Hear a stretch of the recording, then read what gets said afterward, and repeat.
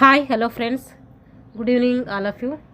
MRL study studio ಚಾನಲ್ಗೆ ತಮಗೆಲ್ಲರಿಗೂ ಸ್ವಾಗತಿಸುತ್ತಾ, ಇವತ್ತಿನ ತರಗತಿಯಲ್ಲಿ ಪ್ರೌಢಶಾಲಾ ಶಿಕ್ಷಕರ ಒಂದು ನೇಮಕಾತಿ 2005ರಲ್ಲಿ ನಡೆದಂತಹ ಒಂದು ನೇಮಕಾತಿಯಾಗಿರ್ತಿದ್ದು, ಈ ಒಂದು ನೇಮಕಾತಿಯಲ್ಲಿ ದೈಹಿಕ ಶಿಕ್ಷಣ ಶಿಕ್ಷಕರ ಒಂದು ಪ್ರಶ್ನೆ ಪತ್ರಿಕೆ ಯಾವ ರೀತಿ ಇತ್ತು ಅಂತೇಳಿ ಇವತ್ತಿನ ತರಗತಿಯಲ್ಲಿ ನೋಡೋಣ. ಯಾರೆಲ್ಲ ಒಂದು ದೈಹಿಕ ಶಿಕ್ಷಣ ಶಿಕ್ಷಕರ ಒಂದು ನೇಮಕಾತಿಗೆ ಪೂರ್ವ ಸಿದ್ಧತೆಯನ್ನು ಮಾಡ್ಕೊಳ್ತಿದ್ರು ಅವರು ಈ ಒಂದು ತರಗತಿಯನ್ನು ವೀಕ್ಷಿಸಿ ಅಂತ ಹೇಳ್ತಾ ಇವತ್ತಿನ ತರಗತಿಯನ್ನು ಪ್ರಾರಂಭಿಸೋಣ. ಹಾಗೆ ಹಿಂದಿನ ತರಗತಿಯಲ್ಲಿ ಮಾಡಿದ್ದೀನಿ 2003ರ ಒಂದು ಪ್ರಶ್ನೆ ಪತ್ರಿಕೆಯನ್ನು ಬಿಡಿಸಿದ್ದೀನಿ, ಪಾರ್ಟ್ 1 ಮತ್ತು ಪಾರ್ಟ್ 2 ಆಗಿ. ಯಾರೆಲ್ಲ ಆ ತರಗತಿ ನೋಡ್ಕೊಂಡಿಲ್ಲೋ ಆ ತರಗತಿಯನ್ನು ನೋಡಿಕೊಂಡು ಈ ತರಗತಿಯನ್ನು ವೀಕ್ಷಿಸಿ. ನಾನಿನ್ನು ಫುಲ್ ಸಿಲೆಬಸ್ ಕಂಪ್ಲೀಟ್ ಮಾಡಿಲ್ಲ, ಕಂಪ್ಲೀಟ್ ಮಾಡಿ ಮೇಲೆ ಬಿಡಿಸ್ಬೇಕಂತ ಅಂದ್ಕೊಂಡಿದ್ದೆ. ಆದರೆ ನೀವು ಕೇಳೋದ್ರಿಂದ ನಾನು ಮಧ್ಯದಲ್ಲಿ ಬಿಡಿಸ್ತಾ ಇದ್ದೀನಿ. ಆಮೇಲೆ ಬೇಕಾದರೆ ಸಿಲೆಬಸ್ ಕಂಪ್ಲೀಟ್ ಮಾಡ್ತೀನಿ. ಇವಾಗ ಎಷ್ಟು ಕಂಪ್ಲೀಟ್ ಮಾಡಿದ್ದೀನಿ ಅಂತ ಹೇಳ್ತೀನಿ, ಯಾವ್ದು ಹೇಳಿಲ್ಲ ಅದು ಹೇಳಿಲ್ಲ ಅಂತ ಹೇಳ್ತಾ ಹೋಗ್ತೀನಿ. ಯಾಕೆಂದರೆ ವಿಷಯ ತುಂಬ ಇರೋದ್ರಿಂದ ಅಷ್ಟು ಇನ್ನೂ ಕಂಪ್ಲೀಟ್ ಮಾಡೋಕ್ಕಿಂತ ಟೈಮ್ ತೊಗೊಳ್ತೀನಿ. ಆದರೆ ನೀವು ಕ್ವಶನ್ ಪೇಪರ್ ಒಂದು ಸರಿ ಹೇಳಿ ಅಂತ ಇರೋದ್ರಿಂದ ನಾನು ಇವತ್ತಿನ ಈ ತರಗತಿಯಲ್ಲಿ ಆ ಒಂದು ಪ್ರಶ್ನೆ ಪತ್ರಿಕೆಯನ್ನು ಬಿಡಿಸ್ತಾ ಇದ್ದೀನಿ. ಮೊದಲನೇ ಪ್ರಶ್ನೆ ಬಂದುಬಿಟ್ಟು, ಹರ್ಕತ್ ಭಾರತ್ ಮಾತಾ ಲೇಜಿಮ್ ಚಟುವಟಿಕೆ ಕಲಿಸಲು ಸೂಕ್ತವಾದಂತಹ ಬೋಧನಾ ವಿಧಾನ ಯಾವುದು? ಇದು ಒಂದು ಲೇಜಿಮ್ನ ಒಂದು ವಿಧ. ಇದು ಹರ್ಕತ್ ಭಾರತ್ ಮಾತಾ ಲೇಜಿಮನ್ನು ಮಾಡಿಸ್ಬೇಕಾದ್ರೆ ಯಾವ ಒಂದು ಬೋಧನಾ ವಿಧಾನದಿಂದ ವಿದ್ಯಾರ್ಥಿಗಳಿಗೆ ಹೇಳ್ಕೊಡ್ತೀರಿ ಅಂತೇಳಿ ಕ್ವಶನ್ ಇದೆ. ಇದು ಏನು ಆಜ್ಞೆ ಪದ್ಧತಿ, ಆಜ್ಞೆ ಕೊಡುವುದರ ಮೂಲಕ ಹೇಳ್ಕೊಡ್ತೀರಾ? ಏನು ಖಂಡ ಪ್ರಗತಿ ಪದ್ಧತಿ ಖಂಡವಾಗಿ ಹೇಳ್ಕೊಡ್ತೀರಾ? ಅಖಂಡ ಅದರ ಒಟ್ಟಿಗೆ ಎಲ್ಲ ಹೇಳ್ಕೊಡ್ತೀರಾ? ಅಥವಾ ಅನುಕರಣೆ ಪದ್ಧತಿ ಮೂಲಕ ಹೇಳ್ಕೊಡ್ತೀರಾ ಅಂತ ಕೇಳ್ತಿದ್ದಾರೆ. ಇಲ್ಲಿ ನಾವೇನು ಮಾಡ್ತೀವಿ ಅಂದರೆ, ವಿದ್ಯಾರ್ಥಿಗಳಿಗೆ ಅಖಂಡವಾಗಿ ಹೇಳ್ಕೊಟ್ರೆ ಅವ್ರಿಗೆ ಅರ್ಥ ಆಗೋದಿಲ್ಲ, ಆಜ್ಞೆ ಮಾಡಿ ಹೇಳಿದ್ರು ಕೂಡ ಅವರಿಗೆ ಅರ್ಥ ಆಗೋದಿಲ್ಲ. ಆಜ್ಞೆ ಪ್ರಕಾರ ಹೇಳ್ಕೊತಾ ಹೋದ್ರು, ಕೌಂಟ್ ವೈಸ್ ಹೇಳ್ಕೊತಾ ಹೋದ್ರು ಕೂಡ ಅವ್ರಿಗೆ ಅರ್ಥ ಆಗೋದಿಲ್ಲ. ನಾವೇನು ಮಾಡಬೇಕು, ಬಿಡಿಯಾಗಿ ಹೇಳ್ಕೊಡ್ಬೇಕು. ಹಾಗಾಗಿ ಇಲ್ಲಿ ಖಂಡ ಪ್ರಗತಿ ಪದ್ಧತಿ ಏನು ಮಾಡಬೇಕು, ನಾವು ಬಳಸ್ಕೊಂಡು ಹೇಳಬೇಕು. ಇದು ಶರೀರ ಶಿಕ್ಷಣವನ್ನು ಬೋಧಿಸಲು ಇರುವಂತಹ ವಿಧಾನಗಳಲ್ಲಿ ಅಲ್ಲಿಂದ ಈ ಒಂದು ಕ್ವಶನ್ ಹಾಕಿದ್ದಾರೆ. ಎರಡನೇ ಪ್ರಶ್ನೆ ಬಂದುಬಿಟ್ಟು, ವಾಲಿಬಾಲ್ ನೆಟ್ನ ಮೇಲಂಚಿನಿಂದ, ಏನು ನೆಟ್ ಇದೆಯಲ್ಲ ಆ ನೆಟ್ನ ಮೇಲಂಚಿನಿಂದ ಚಾಚಿರುವ ಆಂಟೆನಾದಲ್ಲಿರುವ ಪ್ರತಿ ಬಣ್ಣಗಳ ಪಟ್ಟಿಗಳ ಅಗಲ ಎಷ್ಟಿರ್ತೈತಿ ಅಂತ ಕೇಳಿದರೆ, 8 ಮೀಟ್ರ್ ಇರ್ತೈತಾ, 5 ಮೀಟ್ರ್ ಇರ್ತೈತಾ, 6 ಮೀಟ್ರ್ ಇರ್ತೈತಾ, 10 ಮೀಟ್ರ್ ಇರ್ತೈತಾ ಅಂತ ಕೇಳಿದರೆ, ಇಲ್ಲಿ ಸರಿಯಾದ ಉತ್ತರ ಬಂದುಬಿಟ್ಟು 10 ಸೆಂಟಿಮೀಟ್ರ್ ಇರ್ತೈತೆ. 10 ಸೆಂಟಿಮೀಟರ್ ಏನಿರ್ತೈತೆ, ಆಂಟೆನಾದ ಪ್ರತಿ ಬಣ್ಣದ ಪಟ್ಟಿಗಳ ಅಗಲ ಇರ್ತೈತೆ. ಹಾಗಾದರೆ ಆಂಟೆನಾ ನೋಡ್ರಿ, ಇದು ನೆಟ್ಟಿನ ಮೇಲ್ಗಡೆ 1.80 ಮೀಟ್ರ್ ಉದ್ದ ಇರ್ತೈತೆ. 1 ಮೀಟರ್ ನೆಟ್ ಇರ್ತೈತೆ, 1 ಮೀಟರ್ ಅಗಲ ನೆಟ್ ಇರ್ತೈತೆ. ಅದ್ರ ಮೇಲೆ ಏನು ಬರ್ತಾರೆ 8.0 ಮೀಟರ್ ಏನಿರ್ತೈತೆ ಆಂಟೆನಾ ಇರ್ತೈತೆ. ಆಂಟೆನಾ ಉದ್ದ ಕೇಳಿದ್ರೆ 1.80 ಅಂತ ಹೇಳಬೇಕು. ಅದ್ರ ವ್ಯಾಸ ಕೇಳಿದ್ರೆ 10 mm ವ್ಯಾಸ ಇರ್ತೈತೆ. ಅದ್ರದ್ದು ಏನು ಮಾಡ್ತಾರೆ, ಎರಡು ಸೈಡ್ ಕೂಡ ಒಂದೊಂದು ಆಂಟೆನಾವನ್ನು ಕಟ್ಟಿರ್ತಾರೆ. ಅಲ್ಲಿ ಕೆಂಪು ಮತ್ತು ಬಿಳಿ ಬಣ್ಣದ ಒಂದು ಆಂಟೆನಾವನ್ನು ಹಾಕಿರ್ತಾರೆ. ಕೆಂಪು ಮತ್ತು ಬಿಳಿ ಬಣ್ಣದಾಗಿರ್ತದೆ. 10 ಸೆಂಟಿಮೀಟ್ರಿಗೆ ಒಂದರಂತೆ ಏನು ಮಾಡ್ತಾರೆ, ಆ ಬಣ್ಣವನ್ನು ಹಾಕಿರ್ತಾರೆ.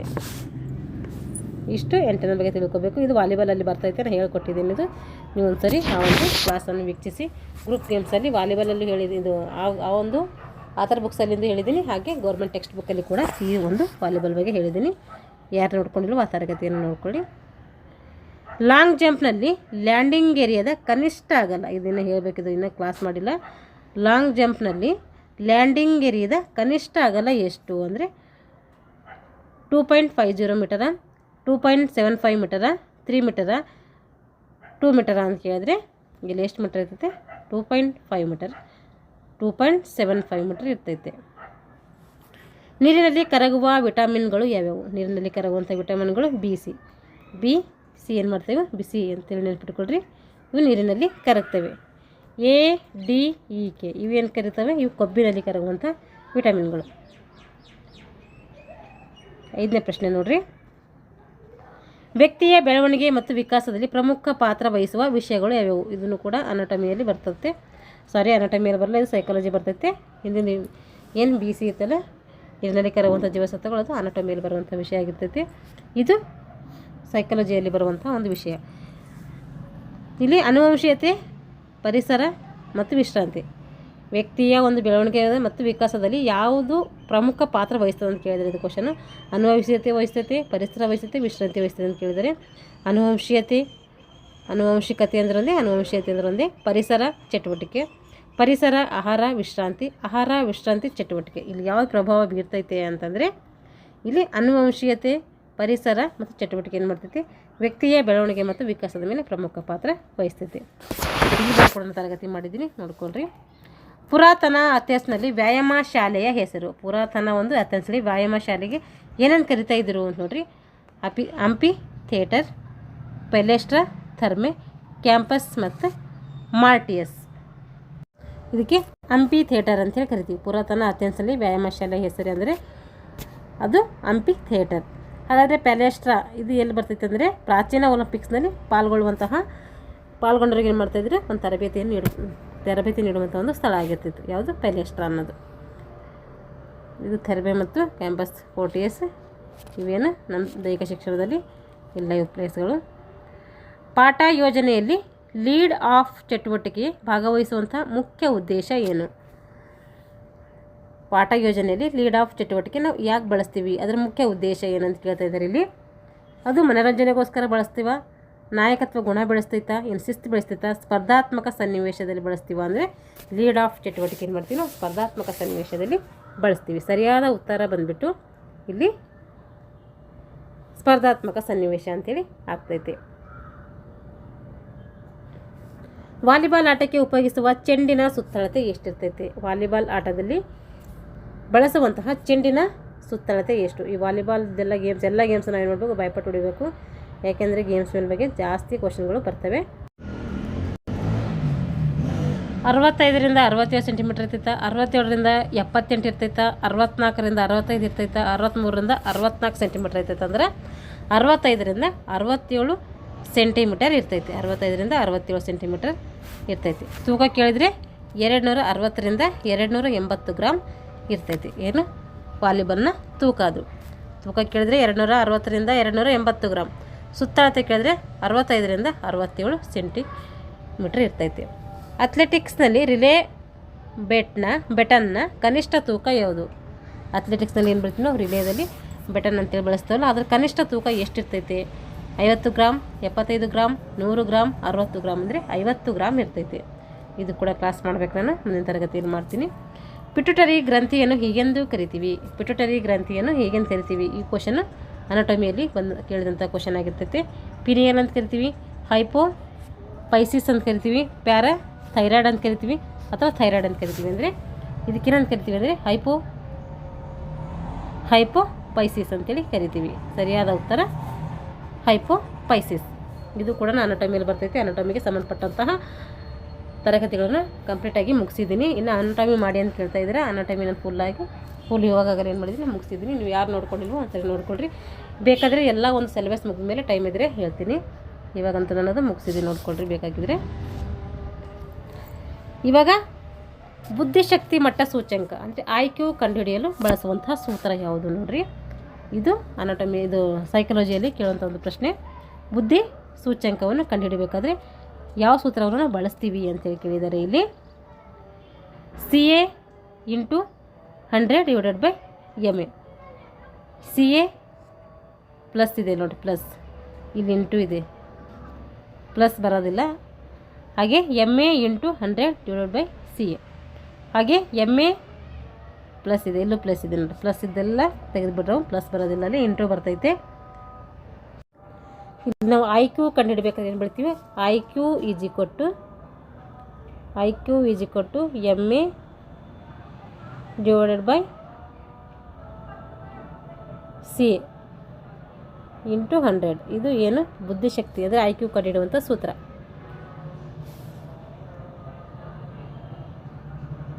ಇವಾಗ ಬರೀತೀನಿ ನೋಡ್ರಿ, ಕ್ಲಿಯರ್ ಆಗಿದ್ರೆ ಕೇಳ್ತಾ ಇಲ್ಲ, ನಾನು ಕಾಣಿಸ್ತಾ ಇಲ್ಲ. ಇದು ಬುದ್ಧಿಶಕ್ತಿ ಕಂಡುಹಿಡುವಂಥ ಸೂತ್ರ. IQ = MA / CA × 100. ಇದು IQ ಕಂಡುಹಿಡುವಂಥ ಸೂತ್ರ, ಅಂದರೆ ಬುದ್ಧಿಶಕ್ತಿ ಕಂಡುಹಿಡುವಂಥ ಸೂತ್ರ.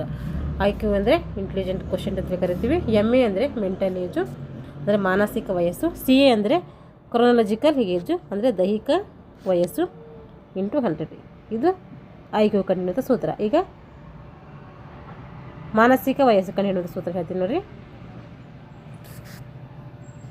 MA = IQ into CA divided by 100. ಇದು ಮೆಂಟಲ್ ಏಜ್ ಕಂಡುಹಿಡಿಯುವಂಥ ಒಂದು ಸೂತ್ರ. ಹಾಗೆ ದೈಹಿಕ ವಯಸ್ಸು ಕಂಡುಹಿಡಿಯುವಂಥ ಸೂತ್ರ ನೋಡಿರಿ, CA is equal to MA divided by IQ into 100. ಇದು ಏನು ದೈಹಿಕ ವಯಸ್ಸು ಕಂಡುಹಿಡಿಯುವಂಥ ಸೂತ್ರ. ಈ 3 ಸೂತ್ರಗಳನ್ನು ನೆನಪಿಟ್ಕೋಬೇಕು.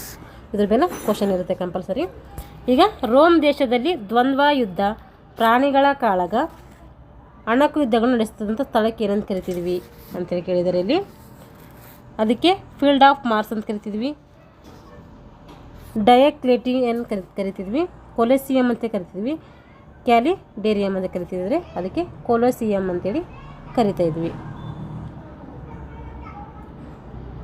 ಹೈಸ್ಕೂಲ್ ವಿದ್ಯಾರ್ಥಿಗಳನ್ನು ವರ್ಗೀಕರಿಸಲು ಸೂಚ್ಯಂಕ ಈಜಿಕೊಟ್ಟು 20 ಇಂಟು ವಯಸ್ಸು bracket close plus bracket 60 into ಎತ್ತರ ಪ್ಲಸ್ ತೂಕ ಎಂಬ ಸೂತ್ರವನ್ನು ಸಲಹೆ ನೀಡಿದವರು ಯಾರು ಈ ರೀತಿ ಮಾಡಬೇಕಂತ ಸಲಹೆ ಕೊಟ್ಟರು ಅಂತಂದರೆ ಮೆಕ್ಲೈ, ನೀಲ್ಸನ್, ಕೋಜೆನ್ಸ್, ಕ್ಲಾರ್ಕ್. ಅಂದರೆ ಮೆಕ್ಲೈ ಅವರ ಸೂತ್ರದ ಪ್ರಕಾರ ಏನು ಮಾಡ್ತಾರೆ, ಇವಾಗ ವಿದ್ಯಾರ್ಥಿಗಳ ವರ್ಗೀಕರಣವನ್ನು ಮಾಡ್ತಾರೆ. ಸಬ್ ಜೂನಿಯರ್ ವಿಭಾಗಕ್ಕೆ ಕಬಡ್ಡಿ ಅಂಕಣದ ಉದ್ದ ಮತ್ತು ಅಗಲ ಎಷ್ಟಿರ್ತೈತೆ? ಸಬ್ ಜೂನಿಯರ್ಸ್ ವಿಭಾಗಕ್ಕೆ ಕಬಡ್ಡಿ ಅಂಕಣದ ಉದ್ದ ಕೇಳಿದರೆ ಅವ್ರಿಗೆ ಎಷ್ಟಿರ್ತದೆ ಅಂದರೆ 11 ಮೀಟರ್ ಉದ್ದ ಇರ್ತೈತೆ, 8 ಮೀಟರ್ ಅಗಲ ಇರ್ತೈತೆ. ಹಾಗೆ ಪುರುಷ ಮತ್ತು ಜೂನಿಯರ್ ಬಾಲಕರಿಗೆ ಬೇರೆ ಇರ್ತೈತೆ, ಇಲ್ಲಿ ಮಹಿಳೆಯರಿಗೆ ಮತ್ತು ಪ್ರೌಢಶಾಲಾ ಮಕ್ಕಳಿಗೆ ಕೂಡ ಬೇರೆ ಬೇರೆ ಆಗಿರ್ತೈತೆ. ಈಗ ಪುರುಷರಿಗೆ ಎಷ್ಟಿರ್ತೈತೆ ಮತ್ತು ಜೂನಿಯರ್ ಬಾಲಕರಿಗೆ ಎಷ್ಟಿರ್ತೈತೆ ಅಂದರೆ ಅವರಿಗೆ 13 ಇಂಟು 10 ಇರ್ತೈತೆ. ಅಂದರೆ ಇಲ್ಲಿಲ್ಲ, ಅದು ಮೆಜರ್ಮೆಂಟಲ್ಲಿ ಅದು 13 ಮೀಟರ್ ಉದ್ದ ಇರ್ತೈತೆ, 10 ಮೀಟರ್ ಅಗಲ ಇರ್ತೈತೆ.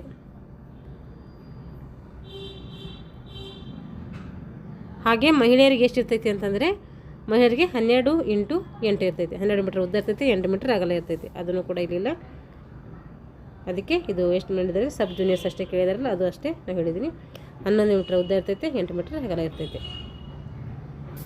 ಇವಾಗ 100 ಮೀಟರ್ ಸ್ಟ್ಯಾಂಡರ್ಡ್ ಟ್ರ್ಯಾಕ್ನಲ್ಲಿ 4x400 ಮೀಟರ್ ರಿಲೇ ಓಟದ ಪ್ರಾರಂಭದ ಓಟಗಾರರಿಗೆ 1.5 ಸ್ಟ್ರೆಗರ್ ಮತ್ತು ಡಯಾಗ್ನೋನಲ್ಲಿ ಎಕ್ಸೆಸ್ ದೂರವನ್ನು ಪರಿಹಾರ ನೀಡಿದರೆ ಎರಡನೇ ಪಾಳಿ ಓಟಗಾರರಿಗೆ ನೀಡಬೇಕಂತ ಪರಿಹಾರ ಏನು ಅಂತ ಕೇಳಿದರೆ ಇದ್ರ ಬಗ್ಗೆ ಕೂಡ ತರಗತಿ ಮಾಡಬೇಕು, ಮಾಡಿಲ್ಲ. ಇದಕ್ಕೆ ಆಪ್ಷನ್ ಬಂದ್ಬಿಟ್ಟು 4 1 ಬಾಗ್ಲೆ 2 ಸ್ಟ್ಯಾಗರ್ ಮತ್ತು ಎಕ್ಸೆಸ್ ಅಂತೇಳಿ ಕರಿತೀವಿ, ಅಥವಾ 1/2 ಅಂತ ಕೂಡ ಕರಿತೀವಿ. ಇದಕ್ಕೆ ಇದು ಕ್ಲಾಸ್ ಮಾಡೋ ಟೈಮ್ನಾಗ ಹೇಳ್ಕೊಡ್ತೀನಿ. ಈಗ ಹೃದಯದಿಂದ ಹೊರಕ್ಕೆ ರಕ್ತವನ್ನು ಒಯ್ಯುವಂತಹ ರಕ್ತನಾಳ, ಹೃದಯದಿಂದ ಹೊರಗಡೆಗೆ ರಕ್ತವನ್ನು ಒಯ್ಯುವಂಥ ಒಂದು ಕ್ರಿಯೆಗೆ ಏನಂತೀವಿ ಅಂದರೆ ಅಪಧಮನಿ ಅಂತೇಳಿ ಕರಿತೀವಿ. ಹಾಗೆ ಹೃದಯಕ್ಕೆ ರಕ್ತವನ್ನು ತರುವಂಥದಕ್ಕೆ ಏನಂತೀವಿ ಅಭಿಧಮನಿ ಅಂತೇಳಿ ಕರಿತೀವಿ. ಒಯ್ಯುವ ಕ್ರಿಯೆ ನಡೆದರೆ ಅಲ್ಲಿ ಅಪಧಮನಿ. ಹೃದಯದಿಂದ ಹೊರಗೆ ಅಂದರೆ ವಿವಿಧ ಭಾಗಗಳಿಗೆ ರಕ್ತ ತೆಗೆದುಕೊಂಡು ಹೋದರೆ ಅದಕ್ಕೆ ಅಪಧಮನಿ. ವಿವಿಧ ಭಾಗಗಳಿಂದ ರಕ್ತವನ್ನು ಹೃದಯಕ್ಕೆ ತಂದರೆ ಅದಕ್ಕೆ ಅಭಿಧಮನಿ ಅಂತೇಳಿ ಕರಿತೀವಿ. ಶರೀರ ಗುಣಧರ್ಮ ಶಾಸ್ತ್ರ ರೀತ್ಯ ವಯಸ್ಸು ಅವಲಂಬಿತವಾಗಿರುವುದು. ಯಾವುದನ್ನು ಅವಲಂಬಿತವಾಗಿದೆ ಅಂದರೆ ಇಲ್ಲಿ ಅಂಗಗಳ ಕಾರ್ಯಕ್ಷಮತೆ, ಎಲುಬುಗಳ ಗಡಸುತನ, ಬುದ್ಧಿಯ ಪಕ್ವತೆ, ಹುಟ್ಟಿದ ದಿನಾಂಕ. ಅಂದರೆ ಅಂಗಗಳ ಕಾರ್ಯಕ್ಷಮತೆ ಮೇಲೆ ಏನಾಗಿದೆ ವಯಸ್ಸು ಅವಲಂಬಿತವಾಗಿರ್ತೈತೆ. ಅಂತಾರಾಷ್ಟ್ರೀಯ ಒಲಿಂಪಿಕ್ ಆಟಗಳನ್ನು ನಡೆಸುವಂತಹ ಕಾರ್ಯವಿಧಾನವನ್ನು ಉಸ್ತುವಾರಿ ಮಾಡುವಂಥ ಸಂಘ ಯಾವುದು ಅಂತ ಕೇಳ್ತಾರೆ.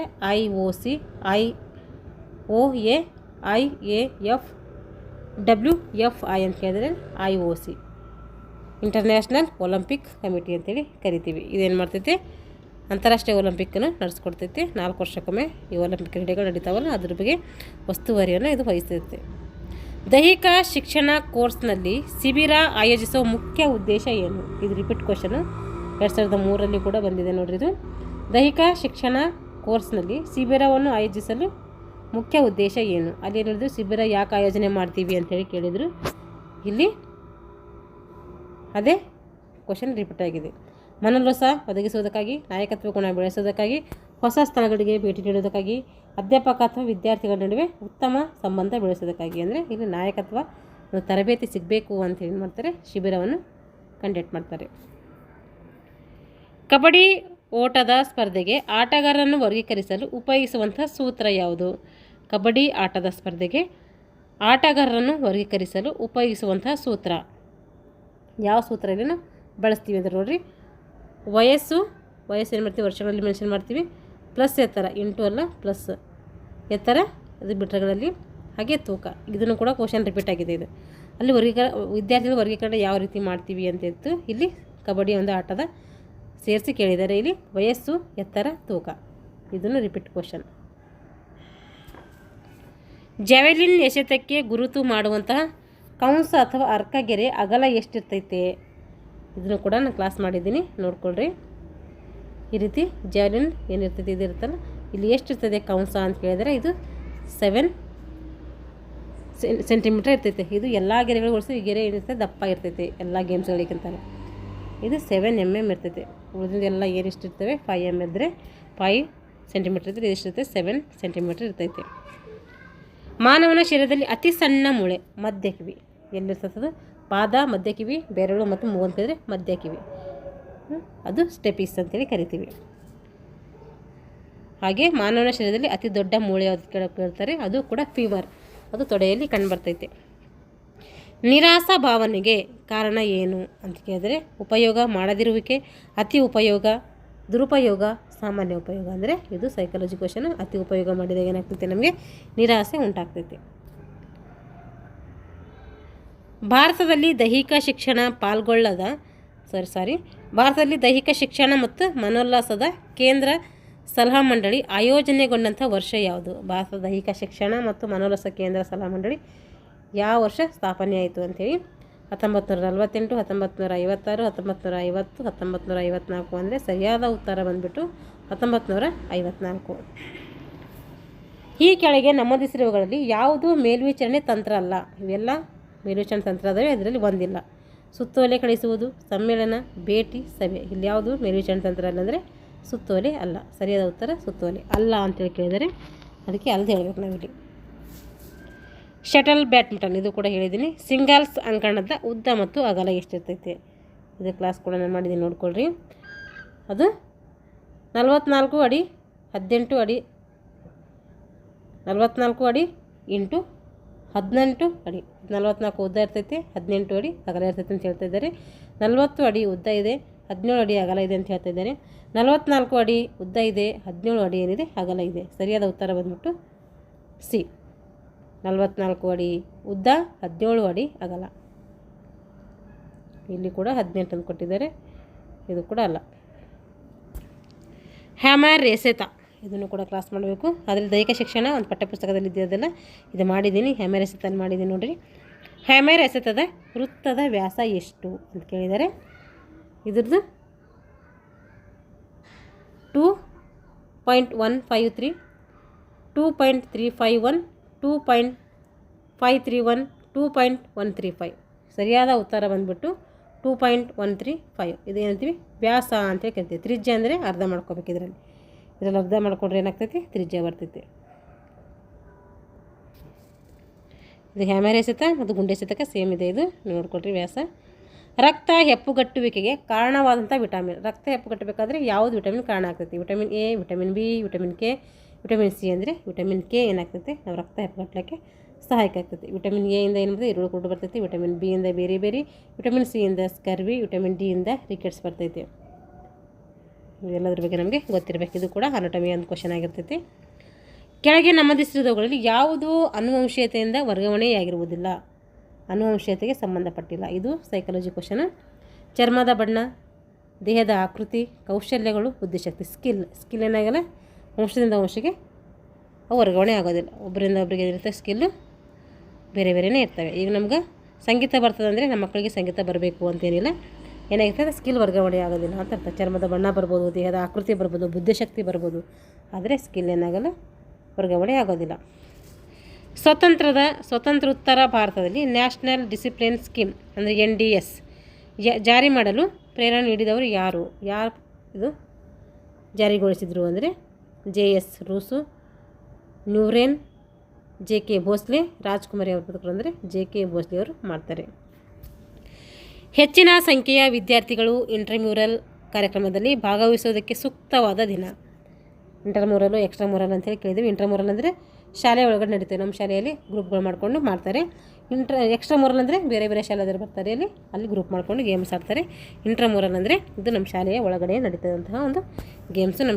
ನಮ್ಮ ಕ್ಲಾಸು ಒಂದು MP.ED, BP.ED, CPT ಈ ಥರ ಕ್ಲಾಸ್ಗಳು ಮಾಡ್ಕೊಂಡು ಅದರಲ್ಲೇ ಎಲ್ಲರಿಗೂ ಮಿಕ್ಸ್ ಮಾಡಿ ಏನು ಮಾಡ್ತಾರೆ, ಗ್ರೂಪ್ಗಳನ್ನು ಮಾಡ್ತಾರೆ. ಅದಕ್ಕೆ ಇಂಟ್ರಾಮ್ಯೂರಲ್ ಅಂತ ಕರಿತೀವಿ. ಹಾಗಾದರೆ ಇಂಟ್ರಾಮ್ಯೂರಲ್ ಮಾಡಬೇಕಾದ್ರೆ ಸೂಕ್ತವಾದ ದಿನ ಯಾವುದು ಅಂದರೆ ಅದು ವಾರಾಂತ್ಯದ ಕೊನೆಯಲ್ಲಿ ಮಾಡಬೇಕು. ಯಾಕಂದರೆ ನಮಗೆ ನೆಕ್ಸ್ಟ್ ದಿನ ಇರಬೇಕು, ರೆಸ್ಟ್ ಬೇಕಲ್ಲ, ಅದಕ್ಕೆ ವಾರಾಂತ್ಯದ ಕೊನೆ ದಿನಲ್ಲಿ ಮಾಡಬೇಕು. ಬಾಸ್ಕೆಟ್ಬಾಲ್ ಬೋರ್ಡ್ನ ಉದ್ದ ಮತ್ತು ಅಗಲ ಇದು ಕೂಡ ಆಗಿದೆ. ನಾನು ಇದು ಕೂಡ ಕ್ಲಾಸ್ ಮಾಡಿದ್ದೀನಿ. ಇದ್ರ ಮೇಲೆ ಬೋರ್ಡ್ ಕೇಳಿದ್ದಾರೆ, ಇಲ್ಲಿ ಬೋರ್ಡ್ ಇಂಪಾರ್ಟೆಂಟ್. ಎಷ್ಟಿರ್ತೈತೆ ಬೋರ್ಡ್ ಅಂದರೆ 1.80 ಮೀಟರ್ ಉದ್ದ ಇರ್ತೈತೆ, 1.05 ಮೀಟರ್ ಅಗಲ ಇರ್ತೈತೆ. ಇದ್ರ ಬಗ್ಗೆ 3-4 ಕ್ಲಾಸ್ ಮಾಡಿದ್ದು ನೋಡ್ಕೊಳ್ರಿ, ಈಜಿ ಇದೆ, ಸ್ವಲ್ಪ ನೋಡ್ಕೋಬೇಕು ನೀವು ಅಷ್ಟೇ. ಮಹಿಳಾ ಅಥ್ಲೆಟ್ಗಳಿಗೆ ಎಸೆತದ ಜಾವೆಲಿನ್ ತೂಕ ಎಷ್ಟು? ಮಹಿಳೆಯರಿಗೆ ಎಷ್ಟಿರ್ತದೆ ಅಂತ ಕೇಳ್ತಾ ಇದ್ದಾರೆ. ಜಾವೆಲಿನು 600 ಗ್ರಾಮ್ ಇರ್ತೈತೆ, ಪುರುಷರಿಗೆ 800 ಗ್ರಾಮ್ ಇರ್ತೈತೆ. ಮನುಷ್ಯನ ಶರೀರದ ಸ್ನಾಯುಗಳಲ್ಲಿ ಮುಖ್ಯವಾಗಿ ಎಷ್ಟು ವಿಧಗಳಾಗಿ ವರ್ಗೀಕರಿಸಿದೆ? ಮನುಷ್ಯನ ಶರೀರದ ಸ್ನಾಯುಗಳನ್ನು ನಾವು ಮುಖ್ಯವಾಗಿ 3 ವಿಧಗಳಾಗಿ ವಿಂಗಡಣೆ ಮಾಡ್ತೀವಿ. 3 ವಿಧಗಳು ಅಂದರೆ ಐಚ್ಛಿಕ ಸ್ನಾಯು, ಅನೈಚ್ಛಿಕ ಸ್ನಾಯು, ಹೃದಯ ಸ್ನಾಯು ಅಂತೇಳಿ ಮಾಡ್ತೀವಿ. ಏಷ್ಯನ್ ಗೇಮ್ಸ್ ಜನಕ ಅಂತೇಳಿ ಯಾರಿಗೆ ಕರಿತೀವಿ ಅಂದರೆ JD ಸಂಧಿಯವ್ರಿಗೆ ಕರಿತೀವಿ. ಏಷ್ಯನ್ ಗೇಮ್ಸ್ ಯಾವಾಗ ನಡೆದಿದೆ ಅಂದರೆ 1951 ನಡೀತವೆ. ಎಲ್ಲಿ ನಡೀತಾವೆ ಅಂದರೆ ನವದೆಹಲಿಯಲ್ಲಿ ನಡೀತವೆ. JD ಸಂಧಿಯವರು ಈ ಒಂದು ಗೇಮ್ಸ್ನ ನಡೆಸ್ಕೊಡ್ತಾರೆ. ಈ ಕೆಳಗೆ ನಮೂದಿಸಿರುವುಗಳಲ್ಲಿ ಯಾವುದು ಆತ್ಮರಕ್ಷಣೆಯ ಚಟುವಟಿಕೆಗೆ ಸೇರಿಲ್ಲ, ಆ ಗುಂಪಿಗೆ ಸೇರಿಲ್ಲ ಅಂತ ಕೇಳ್ತಿದ್ದಾರೆ. ಕುಸ್ತಿ, ಜೂಡೋ, ಕರಾಟೆ, ಯೋಗಾಸನ ಅಂದರೆ ಯೋಗಾಸನ ಸೇರಿಲ್ಲ. ನಾವು ಆತ್ಮರಕ್ಷಣೆ ಮಾಡಬೇಕಾದ್ರೆ ಕುಸ್ತಿ ಆಡಬೇಕು, ಜೂಡೋ ಕಲಿಬೇಕು, ಕರಾಟೆ ಮಾಡಬೇಕು. ಇವೆಲ್ಲ ಮಾಡಿದ್ರೆ ನಮ್ಮ ಆತ್ಮರಕ್ಷಣೆ ಮಾಡಲಿಕ್ಕೆ ಇಂಪಾರ್ಟೆಂಟ್ ಆಗಿರ್ತೈತೆ. ಇವಾಗ ಬಾಸ್ಕೆಟ್ಬಾಲ್ ಆಟದಲ್ಲಿ ಬಾಸ್ಕೆಟ್ನಿಂದ 7 ಮೀಟರ್ ದೂರದಿಂದ ಆಟಗಾರನೊಬ್ಬ ಫೀಲ್ಡ್ ಗೋಲ್ ಮಾಡಿದರೆ ಅವನಿಗೆ ದೊರಕುವಂತಹ ಪಾಯಿಂಟ್ ಎಷ್ಟು? ಏನು ಕೇಳಿದರೆ ಇಲ್ಲಿ ಬಾಸ್ಕೆಟ್ಬಾಲ್ ಆಟದಲ್ಲಿ ಬಾಸ್ಕೆಟ್ನಿಂದ 7 ಮೀಟರ್ ದೂರದಿಂದ ಆಟಗಾರನೊಬ್ಬ ಫೀಲ್ಡ್ ಗೋಲ್ ಮಾಡಿದರೆ ಅವನಿಗೆ ಎಷ್ಟು ಅಂಕಗಳು ಸಿಗ್ತವೆ ಅಂತ ಕೇಳಿದರೆ 3 ಅಂಕಗಳು ಸಿಗ್ತವೆ. ಇಲ್ಲಿ 7 ಮೀಟರ್ ದೂರದಿಂದ ಹಾಕಿದರೆ ಮಾತ್ರ 3 ಅಂಕ ಸಿಗ್ತವೆ. ಹಾಗಾದರೆ ಉಳಿದೆಲ್ಲ ಬೇರೆ ಕಡೆಯಿಂದ ಎಲ್ಲಿಂದ ಹಾಕಿದ್ರು ಕೂಡ 2 ಅಂಕ ಸಿಗ್ತೈತೆ. ಫ್ರೀ ಥ್ರೋ ಸಂದರ್ಭದಲ್ಲಿ ಬಾಸ್ಕೆಟ್ ಮಾಡಿದರೆ ಅಲ್ಲಿ 1 ಅಂಕ ಸಿಗ್ತೈತೆ. ಪುರುಷರ ಎಸೆತದ ಡಿಸ್ಕಸ್ನ ತೂಕ ಎಷ್ಟು? ಪುರುಷರ ಎಸೆತದ ಡಿಸ್ಕಸ್ನ ತೂಕ ಎಷ್ಟು ಅಂತ ಕೇಳ್ತಿದ್ದಾರೆ. ಅದು 2 kg ಇರ್ತೈತೆ. ಎಷ್ಟಿರ್ತೈತೆ? 2 kg ಇರ್ತೈತೆ. ಪುರುಷರಿಗೆ 2 kg ಇದ್ದರೆ ಮಹಿಳೆಯರಿಗೆ 1 kg ಇರ್ತೈತೆ. ಹಾಗೆ ಸಬ್ ಜೂನಿಯರ್ ಬಾಲಕರಿಗೆ ಎಷ್ಟಿರ್ತೈತೆ? 1.5 kg ಇರ್ತೈತೆ. ಹಾಗೆ ಜೂನಿಯರ್ ಬಾಲಕರಿಗೆ 1.75 kg ಇರ್ತೈತೆ. ಇಷ್ಟು ಬೇರೆ ಬೇರೆ ಆಗಿರ್ತೈತೆ, ನೆನ್ಪಿಟ್ಕೋಬೇಕು ನಾವು. ಇದು ಕೂಡ ಕ್ಲಾಸ್ ಮಾಡಿದಾಗ ಹೇಳ್ತೀನಿ. ಇದು ಮಹಿಳೆಯರದು, ಇದು ಸಬ್ ಜೂನಿಯರ್ಸ್ ಬಾಲಕರದು, ಇದು ಪುರುಷರದು, ಇದು ಯಾರ್ದು ಇಲ್ಲ ಇದು. ಹಾಗಾದರೆ ಹೈಡ್ರೋಥೆರಪಿ ಅಂದರೆ ಏನು? Ice therapy, steam Baat, water therapy, ಕ್ರಯೋಥೆರಪಿ ಅಂದರೆ ಇದು ವಾಟರ್ ಥೆರಪಿ.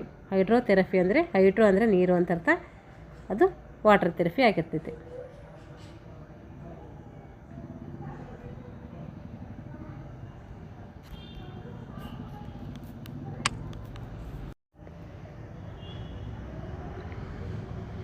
ಇಂಗ್ಲೆಂಡ್ನಲ್ಲಿ ರೂಪುಗೊಂಡಂತಹ ಶಟಲ್ ಬ್ಯಾಡ್ಮಿಂಟನ್ ಆಟದ ಬೆಳವಣಿಗೆಗೆ ಪ್ರೇರಣೆ ನೀಡಿದಂತಹ ದೇಶ ಯಾವುದು? ಶಟಲ್ ಬ್ಯಾಡ್ಮಿಂಟನ್ ಪ್ರೇರಣೆ ಅಂದರೆ ಅದು ಎಲ್ಲಿ ಹುಟ್ಕೊಳ್ತು? ಇಂಗ್ಲೆಂಡ್ನಲ್ಲಿ ಹುಟ್ಕೊಳ್ತು. ಆದರೆ ಪ್ರೇರಣೆ ನೀಡಿದಂಥ ದೇಶ ಕೇಳ್ತಾ ಇದ್ದಾರೆ. ಇದು ಅಮೇರಿಕಾ, ಚೀನಾ, ಗ್ರೀಸ್, ಭಾರತ ಅಂದರೆ ಅದು ಅಮೇರಿಕಾ ಏನು ಮಾಡ್ತೈತೆ ಪ್ರೇರಣೆ, ಚೈನಾ ಏನು ಮಾಡ್ತೈತೆ ಪ್ರೇರಣೆ ಕೊಡ್ತೈತೆ. ಈ ಕೆಳಗೆ ನಮೂದಿಸಿರುವ ಯೋಗಾಸನಗಳಲ್ಲಿ ಪ್ರಾಣಾಯಾಮ ಅಭ್ಯಾಸಕ್ಕೆ ಸೂಕ್ತವಲ್ಲದ ಆಸನ ಯಾವುದು? ಸೂಕ್ತವಲ್ಲದ ಕೇಳಿದರೆ ಪದ್ಮಾಸನ, ವಜ್ರಾಸನ, ಬಕಾಸನ, ಸಿದ್ಧಾಸನ. ಪದ್ಮಾಸನದಲ್ಲಿ ನಾವು ಮಾಡ್ಬೋದು, ವಜ್ರಾಸನ ಹಾಕೊಂಡು ಕೂಡ ಮಾಡ್ಬೋದು, ಸಿದ್ಧಾಸನದಲ್ಲಿ ಮಾಡ್ಬೋದು. ಆದರೆ ಬಕಾಸನದಲ್ಲಿ ನಾವೇನು ಮಾಡೋಕ್ಕಾಗಲ್ಲ. ಈ ಒಂದು ಆಸನ ಮಾಡಲಿಕ್ಕೆ ಅಂದರೆ ಪ್ರಾಣಾಯಾಮ ಮಾಡಲಿಕ್ಕೆ ಅದು ಸೂಕ್ತವಲ್ಲ. ಅಷ್ಟಾಂಗಗಳು ಅಂತ ಬರ್ತವೆ, ಅದ್ರ ಬಗ್ಗೆ ಕೂಡ ಕ್ಲಾಸ್ ಮಾಡಿದ್ದೀನಿ, ನೋಡ್ಕೊಳ್ರಿ. ಹಾಕಿ ಸ್ಟಿಕ್ಕನ್ನು ರಿಂಗ್ ಪಾಸ್ ಟೆಸ್ಟಿಗೆ ಒಳಪಡಿಸುವಾಗ ಉಪಯೋಗಿಸುವಂಥ ರಿಂಗ್ನ ಒಳವ್ಯಾಸ ಎಷ್ಟಿರ್ತೈತಿ? ಹಾಕಿ ಸ್ಟಿಕ್ನ ರಿಂಗ್ ಪಾಸ್ ಟೆಸ್ಟಿಗೆ ಒಳಪಡಿಸುವಾಗ ಉಪಯೋಗಿಸುವಂಥ ರಿಂಗ್ನ ಒಳವ್ಯಾಸ ಎಷ್ಟಿರ್ತದೆ ಅಂತ ಕೇಳಿದರೆ ಇದು 51 mm ಇರ್ತೈತೆ. ಈ ರೀತಿ ಹಾಕಿ ಇರ್ತೈತಲ್ಲ, ಇದು ಒಳವ್ಯಾಸ. ಇದು 4x100 ಮೀಟರ್ ರಿಲೇ ಓಟಕ್ಕೆ 400 ಮೀಟರ್ ಟ್ರ್ಯಾಕ್ನಲ್ಲಿ ಝೋನ್ಗಳನ್ನು ಗುರುತಿಸಲು ಬೇಕಾದ ಅಳತೆಗಳನ್ನು ಲೆಕ್ಕ ಹಾಕಲು ಉಪಯೋಗಿಸುವಂಥ ಸೂತ್ರ ಯಾವುದು ಅಂತ ಕೇಳಿದರೆ ಇದು ಕೂಡ ನಾನು ಕ್ಲಾಸ್ ಮಾಡಬೇಕು, ಮಾಡಿಲ್ಲ, ಇನ್ನೂ ಮಾಡಬೇಕು. ನೋಡ್ರಿ, ಇದು ಡಿ ಆನ್ಸರ್, ಸರಿಯಾದ ಉತ್ತರ ಡಿ × SD /D ಅಂಥೇಳಿ. ಸ್ನಾಯು ಸಂಕೋಚನಕ್ಕೆ ಶರೀರದಲ್ಲಿ ಸಿದ್ಧವಿರುವಂಥ ಶಕ್ತಿಯ ಮೂಲ ಯಾವುದು? ಸ್ನಾಯು ಸಂಕೋಚನಕ್ಕೆ ಶರೀರದಲ್ಲಿ ಸಿದ್ಧವಿರುವಂಥ ಶಕ್ತಿಯ ಮೂಲ ಯಾವುದು ಅಂತ ಕೇಳ್ತಿದ್ದಾರೆ. ATP, O2, CO2, NaCl ಅಂದರೆ ATP, ಎಡಿನೋಸಿನ್ ಟ್ರೈಫಾಸ್ಫೇಟ್ ಅಂತೇಳಿ ಕರಿತೀವಿ. ಇದು ಕೂಡ ರಿಪೀಟ್ ಕ್ವಶನ್ ಸರಿ ಆಗಿದೆ. ಇದು 2003ರಲ್ಲಿ ಕೂಡ ನೋಡಿದ್ದೀವಿ. ರಿದಮಿಕಲ್ ಅಂತಿರ್ಬೋದಕ್ಕೆ ರಿದಮಿಕಲ್ ವ್ಯಾಯಾಮಗಳನ್ನು ಹುಟ್ಟು ಹಾಕಿದಂಥ ಡೆನ್ಮಾರ್ಕ್ ದೈಹಿಕ ಶಿಕ್ಷಣ ತಜ್ಞ ಯಾರು ಅಂತ ಕೇಳ್ತಾ ಇದ್ದಾರೆ ಇಲ್ಲಿ. ಅವರು ಯಾರಂದರೆ ನೀಲ್ಸ್ ಬಕ್. ವೈಟಲ್ ಕೆಪಾಸಿಟಿಯನ್ನು ಅಳೆಯಲು ಉಪಯೋಗಿಸುವಂಥ ಸಾಧನ ಯಾವುದು? ಅದು ವೈಟ್ ಸ್ಪೈರೋಮೀಟರ್, ಅದರ ಹೆಸರಲ್ಲೇ ಇದೆ. ಇದು ನೆನ್ಪಿಟ್ಕೋಬೇಕು. ಇದು ಕೂಡ ಕ್ಲಾಸ್ ಮಾಡಿದ್ದೀನಿ, ನೋಡ್ಕೊಳ್ರಿ. ಹಾಕಿ ಆಟದಲ್ಲಿ ಆಟಗಾರನೊಬ್ಬ ತಾತ್ಕಾಲಿಕವಾಗಿ ಸಸ್ಪೆಂಡ್ ಮಾಡಲು ಯಾವ ಬಣ್ಣದ ಕಾರ್ಡನ್ನು ತೋರಿಸಲಾಗುವುದು? ತಾತ್ಕಾಲಿಕವಾಗಿ ಏನು ಮಾಡ್ತೀವಿ, ಅಮಾನತ್ ಮಾಡಬೇಕಾದ್ರೆ ಯಾವ ಬಣ್ಣದ ಕಾರ್ಡನ್ನು ನಾವು ಬಳಸ್ತೀವಿ ಏನಂತ ಕೇಳ್ತಾ ಇದ್ದಾರೆ. ಹಳದಿ, ಕೆಂಪು, ಹಸಿರು, ನೀಲಿ ಅಂದರೆ ಇಲ್ಲಿ ಹಳದಿ ಬಳಸ್ತೀವಿ. ಇಲ್ಲಿ ಹಾಕಿಯಲ್ಲಿ 3 ಕಾರ್ಡ್ ಬಳಸ್ತಾರೆ. ಹಸಿರು ಕಾರ್ಡ್ ಏನು ಮಾಡ್ತಾರೆ, ಎಚ್ಚರಿಕೆ ನೀಡಲು ಬಳಸ್ತಾರೆ. ಹಳದಿ ಕಾರ್ಡು 5 ನಿಮಿಷ ತಾತ್ಕಾಲಿಕವಾಗಿ ಅಂಕಣದಿಂದ ಹೊರಗೆ ಉಚ್ಚಟಿಸಲು ಬಳಸ್ತಾರೆ. ಕೆಂಪು ಕಾರ್ಡು ಆಟಗಾರರನ್ನು ಬದಲಾವಣೆ ರಹಿತ ಪಂದ್ಯಾಟದಿಂದ ಉಚ್ಚಟಿಸಲು ಏನು ಮಾಡ್ತಾರೆ, ಬಳಸ್ತಾರೆ. ಬದಲಾವಣೆ ಮಾಡೋಕ್ಕೆ ಬರೋಲ್ಲ, ಪಂದ್ಯಾಟದಿಂದ ಉಚ್ಚಾರಣೆ ಮಾಡಬೇಕಾದ್ರೆ ಏನು ಮಾಡ್ತಾರೆ, ಕೆಂಪು ಕಾರ್ಡು ಬಳಸ್ತಾರೆ. ಆದರೆ ಹಳದಿ ಕಾರ್ಡ್ ಏನು ಮಾಡ್ತಾರೆ ಅಂದರೆ 5 ನಿಮಿಷ ತಾತ್ಕಾಲಿಕವಾಗಿ ಅಂಕಣದಿಂದ ಹೊರಗೆ ಹಾಕ್ಲಿಕ್ಕೆ ಏನು ಮಾಡ್ತಾರೆ, ಇದನ್ನು ಬಳಸ್ತಾರೆ. ತಾತ್ಕಾಲಿಕ. ಎತ್ತರ ಜಿಗಿತ ಸ್ಪರ್ಧೆಗೆ ಅಡ್ಡಪಟ್ಟಿಯ ಉದ್ದ ಎಷ್ಟಿರಬೇಕು? ಇದ್ರ ಬಗ್ಗೆ ಕೂಡ ಕ್ಲಾಸ್ ಮಾಡಬೇಕು. ಆದರೆ ಗೌರ್ಮೆಂಟ್ ಟೆಕ್ಸ್ಟ್ ಬುಕ್ಕಲ್ಲಿ ಮಾಡಿದೆ, ಆ ಥರ ಬುಕ್ಸಲ್ಲಿ ಏನು ಮಾಡಿಲ್ಲ, ಅದು ಕೂಡ ಮಾಡ್ತೀನಿ. ಎಷ್ಟಿರಬೇಕು ಅಂದರೆ ಅದು 4 ಮೀಟರ್ ಇರಬೇಕು ಅಥವಾ 2 ಸೆಂಟಿಮೀಟರ್ ಇರಬೇಕಂತ ಅರ್ಥ. 4 ಮೀಟರ್ ಇರಬೇಕಂತ ಹೇಳಿ ನೆನ್ಪಿಟ್ಕೋಬೇಕು. ಇದ್ರ ಬಗ್ಗೆ ಡೀಟೇಲ್ಸಾಗಿ ಹೇಳ್ತೀನಿ ನಾನು, ಅದು ಕ್ಲಾಸ್ ಬಂದಾಗ. ಇವಾಗ ನೋಡಿರಿ, ಈ ಕೆಳಗಿನ ನಮೂದಿಸಿರುವ ಯಾವುದರಲ್ಲಿ ಕಬ್ಬಿಣದ ಅಂಶ ಹೆಚ್ಚಾಗಿರ್ತೈತಿ ಅಂತ ಕೇಳ್ತಾ ಇದ್ದಾರೆ. ಕಬ್ಬಿಣದ ಅಂಶ ಹೆಚ್ಚಿರುವಂಥ ಒಂದು ಪದಾರ್ಥ ಹೇಳಬೇಕಿಲ್ಲಿ. ಬ್ರೆಡ್ ಮತ್ತು ಬೆಣ್ಣೆ, ಮೊಟ್ಟೆ, ಮಾಂಸ, ತರಕಾರಿ, ಮೀನು, ಹಾಲು. ಅಂದರೆ ಮೊಟ್ಟೆ, ಮಾಂಸ, ತರಕಾರಿ ಇದರಲ್ಲಿ ಇರ್ತೈತೆ ಕಬ್ಬಿಣದ ಅಂಶ ಹೆಚ್ಚಾಗಿರ್ತೈತೆ. ಅದಕ್ಕೆ ಡಾಕ್ಟರ್ಸ್ ನಮಗೇನಿರುತ್ತೆ, ಕಬ್ಬಿಣದ ಕೊರತೆ ಆಗಿದಾಗ ಇವೆಲ್ಲ ಸಜೆಷನ್ ಮಾಡ್ತಾರೆ ತಿನ್ಬೇಕಂತೇಳಿ. ಭಾರತದಲ್ಲಿ ಯಾರ ಜನ್ಮದಿನವನ್ನು ರಾಷ್ಟ್ರೀಯ ಕ್ರೀಡಾ ದಿನವಾಗಿ ಆಚರಣೆ ಮಾಡ್ತೀವಿ ಅಂತಂದರೆ ಅದು ಧ್ಯಾನ್ ಚಂದ್. ಇವರು ಇದು ಹಾಕಿ ಮಾಂತ್ರಿಕ ಅಂತ ಇವರು ನಾವು ಕರಿತೀವಿ. ಇವ್ರದ್ದು ಜನ್ಮದಿನಾಚರಣೆ ಆಗಸ್ಟ್ 29ರಂದು ನಾವು ಆಚರಣೆ ಮಾಡ್ತೀವಿ. ಅದು ಕ್ರೀಡಾ ದಿನಾಚರಣೆ ಅಂಥೇಳಿ ಆಚರಣೆ ಮಾಡ್ತೀವಿ. ಆದರೆ ಇತ್ತೀಚೆಗೆ ಬಂದರೆ ರಾಜೀವ್ ಗಾಂಧಿ ಏನು ಮಾಡ್ತಾಯಿದ್ದಾರೆ, ಅವರು ದಿನಾಚರಣೆಯಾಗಿ ಮಾಡ್ತಾಯಿದ್ದಾರೆ. ಇದು ಇಲ್ಲಿಗೆ ಇರೋದು 50 ಕ್ವಶನ್ಸ್ ಆದವು. ಮುಂದಿನ ತರಗತಿಯಲ್ಲಿ ಮುಂದುವರೆದಂಥ ಒಂದು ಕ್ವಶನ್ ಕುರಿತು ತರಗತಿಯನ್ನು ಮಾಡೋಣ. ಯಾರ್ಯಾರು ನಮ್ಮ ಚಾನಲ್ ಸಬ್ಸ್ಕ್ರೈಬ್ ಮಾಡಿಕೊಂಡು ವಿಡಿಯೋಗಳನ್ನು ವಾಚ್ ಮಾಡಿ ಅಂತ ಹೇಳ್ತಾ ಎಲ್ಲರಿಗೂ ಧನ್ಯವಾದಗಳು.